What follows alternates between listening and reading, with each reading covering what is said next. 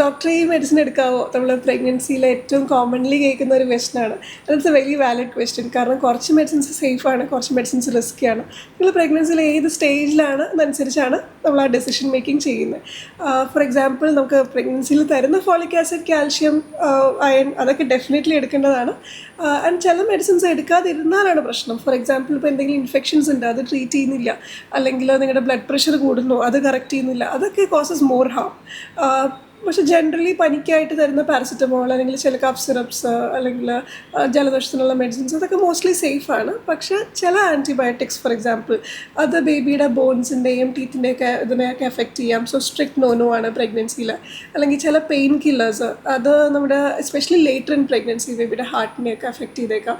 അപ്പം അതും only after a doctor's prescription should be taken. And ചില ഓവർ ദ കൗണ്ടർ മെഡിസിൻസ് നമ്മൾ എന്തെങ്കിലും എടുക്കുന്നു, അല്ലെങ്കിൽ ഈവൻ ഹെർബൽ പ്രിപ്പറേഷൻസ് എടുക്കുന്നു. അപ്പം അൺടെസ്റ്റഡ് ആയിട്ടുള്ള പ്രോഡക്ട്സ് നമ്മൾ especially first 3 months of pregnancy, അപ്പോഴാണ് ബേബിയുടെ ഓർഗൻസ് ഒക്കെ ഫോം ചെയ്യുന്ന സമയം, ആ സമയത്ത് സ്കിപ്പ് ചെയ്യുന്നതാണ് എപ്പോഴും അഡ്വൈസബിൾ.